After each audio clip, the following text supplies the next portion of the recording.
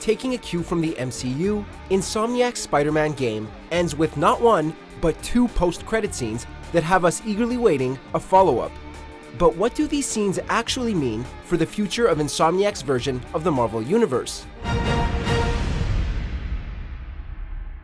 Before we begin, we publish new content all week long, so be sure to subscribe and ring the bell to get notified about our latest videos. Before we get to the scenes and what they could mean for the future, let's start by taking a look at the context surrounding them and how they're set up. Earlier in the game, Mary Jane breaks into Norman Osborn's penthouse to try to find the location of the secret lab where the Devil's Breath antidote is being developed. If he's hiding something up here, I'm gonna find it. While searching for the code that will open the door to a hidden room where she hopes to find said location, MJ heads to Harry's room, where she discovers that there's more to Harry's supposed trip to Europe than he let on. Turns out, Harry is sick, and we learn this through his journal entries in a section addressed to Peter and MJ that his doctors believe he's suffering from the same neurodegeneration that took his mother's life. He admits that the Euro trip was a lie and that he's really subjecting himself to an experimental treatment, Devil's Breath. This explains why Norman Osborn risked everything to develop Devil's Breath in the first place. First, to save his wife, and now to potentially save his son from suffering the same fate. After MJ uses the code to enter the hidden room and discovers the location of the secret Devil's Breath lab, I knew it. 10th and Cathedral, Oscorp's records department. She accidentally knocks over a container housing a genetically modified spider that just so happens to hitch a ride with her back to Feast. The spider then finds its way to the young Miles Morales. No. The spider bites him, Miles kills it, and that brings us to our first post-credits scene. After developing a relationship over the course of the game, Miles feels comfortable confiding in Peter that he has developed spider powers. It's pretty weird, right? It's at this moment that Peter also reveals to Miles that he's Spider-Man. Not that weird. While in the comics, Miles only becomes Spider-Man after Peter's death at the hands of the Green Goblin. But Insomniac's continuity sees both Spider-Man coexist in the same universe. It's not like Peter and Miles haven't teamed up in the past, but it's always involved some form of universe hopping. Don't freak out. Huh? My name is Miles Morales, and I'm Spider-Man.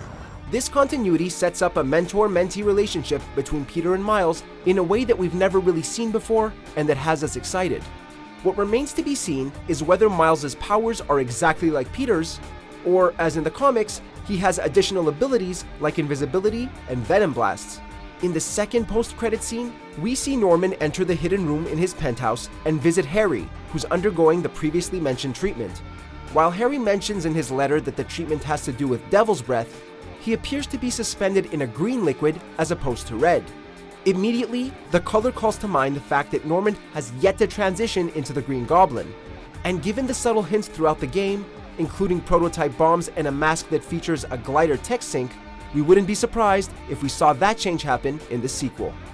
As for Harry, the final shot of a black web stretching towards Norman is extremely reminiscent of the Venom symbiote.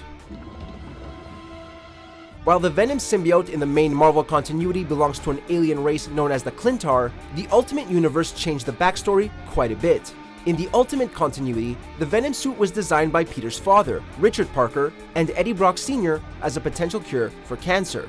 So the Venom symbiote being created and used as a potential cure for a disease as opposed to an alien being is something we've seen before. But what about Harry Osborn as Venom? Well, turns out, in the Ultimate Spider-Man television series, the Venom symbiote is created by none other than Dr. Otto Octavius and Norman Osborn, using Spider-Man's DNA. Oh, it's an abomination. Monstrous. In this version, Harry does in fact bond with the symbiote to become Venom. It seems like an unlikely source, but the Ultimate Spider-Man television show seems like the closest parallel for what will become Insomniac's version of Venom.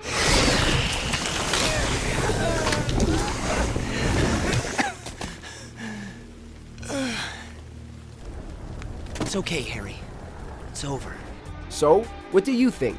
Will we see Miles and Peter team up as the Spider-Man in Insomniac's sequel? Will Norman Osborn finally become the Green Goblin? And will Harry Osborn be this universe's version of Venom? Let us know what you think in the comments, and be sure to subscribe to MojoPlays. I'll break your skull into pieces. Check out these other great clips from MojoPlays, and be sure to subscribe and ring the bell to get notified about our latest videos.